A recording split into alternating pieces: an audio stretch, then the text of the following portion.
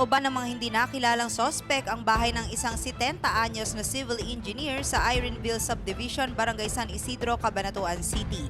Natangay mula sa tahanan ni Luisito Talens Illanera ang isang HP laptop computer na nagkakahalaga ng 11,000 pesos, assorted na mga alahas worth 30,000 pesos, isang Samsung cellphone na halagang 4,000 pesos at Nokia cellphone worth 2,000 pesos. Lumabas sa investigasyon ng otoridad na binaklas ng mga magnanakaw ang steel window ng master bedroom ng bahay kung saan dumaan ang mga ito.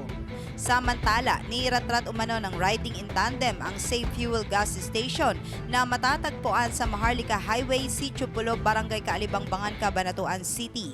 Kinilala ang may-ari ng gas station na si Loida Solano E. Di Guzman, 39 anyos, may asawa at residente ng Apo Street, Barangay Mabini Homesite ng lungsod na nabanggit. Base sa report ng pulisya, bandang alas 3:10 ng madaling araw nang tumapat sa gasolinahan ang isang Kawasaki Baja motorcycle na kulay itim.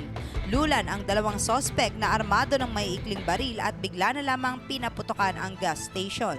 Tinamaan at nabasag ang glass window at glass door ng gasolinahan, samantala wala namang naiulat na nasaktan sa insidente. Na-recover ng SOCO sa crime scene ang 5 basyo ng bala ng kalibre 45 baril at 4 na deformed slug ng hindi pa natutukoy na baril. Paalala po sa ating mga kaibigan, lagi po tayong maging alerto at mag-ingat dahil ang krimen ay nangyayari kahit saan, kahit kailan. Ako po ang inyong bantay krimen, Clarissa De Guzman.